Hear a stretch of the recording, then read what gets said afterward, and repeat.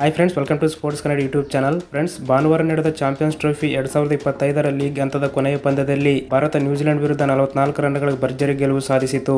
ಈ ಗೆಲುವಿನ ಮೂಲಕ ಎ ಗುಂಪಿನಲ್ಲಿ ಮೊದಲ ಸ್ಥಾನದೊಂದಿಗೆ ಸೆಮಿಫೈನಲ್ ಪ್ರವೇಶಿಸಿತು.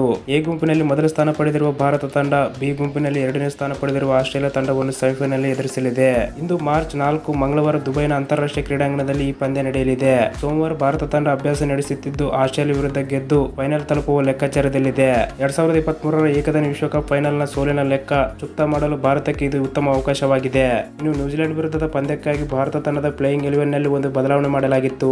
ಮೊದಲ 2 ಪಂದ್ಯಗಳಲ್ಲಿ ಉತ್ತಮ ಪ್ರದರ್ಶನ ನೀಡಿದ ಹರ್ಷತ್ ರಾಣಾಗೆ ವಿಶ್ರಾಂತಿ ನೀಡಿ ವರುಣ್ ಚಕ್ರವರ್ತಿಯನ್ನು ನ್ಯೂಜಿಲೆಂಡ್ ವಿರುದ್ಧದ ಪಂದ್ಯದಲ್ಲಿ ಆಡಿಸಲಾಗಿತ್ತು. ಇನ್ನು ತಮಗೆ ಸಿಕ್ಕ ಅವಕಾಶವನ್ನು ಸಮರ್ಥವಾಗಿ ಬಳಸಿಕೊಂಡ ವರುಣ್ ಚಕ್ರವರ್ತಿ ನ್ಯೂಜಿಲೆಂಡ್ ವಿರುದ್ಧ 5 ವಿಕೆಟ್ ಪಡೆಯುವ ಮೂಲಕ ಭಾರತದಲ್ಲಿ ಗೆಲುವಿನಲ್ಲಿ ಮಹತ್ವದ ಪಾತ್ರ ವಹಿಸಿದರು. ಅಲ್ಲದೆ ಉತ್ತಮ ಪ್ರದರ್ಶನಕ್ಕಾಗಿ ಪಂದ್ಯಶ್ರೇಷ್ಠ ಆಟಗಾರ ಪ್ರಶಸ್ತಿಯನ್ನು ಪಡೆದುಕೊಂಡರು.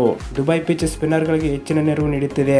ಮಂಗಳವಾರ ನಡೆಯುವ ಪಂದ್ಯದಲ್ಲಿ ಭಾರತ ತಂಡದ ಪ್ಲೇಯಿಂಗ್ 11 ಆಯ್ಕೆ ಈಗ ನಾಯಕ ರೋಹಿತ್ ಶರ್ಮಾ ಮತ್ತು ಕೋಚ್ ಗೌತಮ್ ಗಂಭೀರ್ಗೆ ದೊಡ್ಡ ತಲೆನೋವಾಗಿದೆ. ಹೌದು, ನ್ಯೂಜಿಲೆಂಡ್ ವಿರುದ್ಧ ಗೆದ್ದಿರುವ ತಂಡವನ್ನೇ ಆಸ್ಟ್ರೇಲಿಯಾ ವಿರುದ್ಧ ಕಣಕ್ಕಿಳಿಸಬೇಕು ಅಥವಾ ವೇಗಿ ಹರ್ಷಿತ್ ರಾಣಾಗೆ ತಂಡದಲ್ಲಿ ಅವಕಾಶ ಕೊಡಬೇಕು ಎನ್ನುವ ಗೊಂದಲವಿದೆ.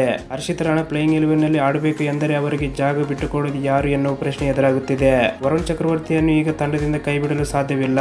ಉಳಿದ ಆಟಗಾರರು ಕೂಡ ನ್ಯೂಜಿಲೆಂಡ್ ವಿರುದ್ಧ ಉತ್ತಮ ಪ್ರದರ್ಶನವನ್ನೇ ನೀಡಿದ್ದು ಯಾರು ಬೆಂಚ್ ಕಾಯುತ್ತಾರೆ ಎನ್ನುವುದು ಪ್ರಶ್ನೆಯಾಗಿದೆ.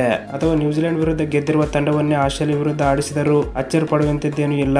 ಓಕೆ ಫ್ರೆಂಡ್ಸ್, ಇಂದು ಆಸ್ಟ್ರೇಲಿಯಾ ವಿರುದ್ಧ ನಡೆಯುವ ಪಂದ್ಯದಲ್ಲಿ ವರುಣ್ ಚಕ್ರವರ್ತಿಯನ್ನು ಆಡಿಸಬೇಕಾ ಅಥವಾ ಹರ್ಷಿತ್ ರಾಣಾ ಅವರನ್ನು ಆಡಿಸಬೇಕಾ ಎಂದು ಕೆಳಗೆ ಕಾಮೆಂಟ್ ಮಾಡಿ ತಿಳಿಸಿ. ಹಾಗೆ ಈ ವಿಡಿಯೋಗೆ ತಪ್ಪದೆ ಒಂದು ಲೈಕ್ ಮಾಡಿ. ಇದೇ ತರ ಇಂಟ್ರೆಸ್ಟಿಂಗ್ ವಿಡಿಯೋಗಳಿಗಾಗಿ ಚಾನಲ್ ಸಬ್ಸ್ಕ್ರೈಬ್ ಮಾಡಿ. Thank you for watching.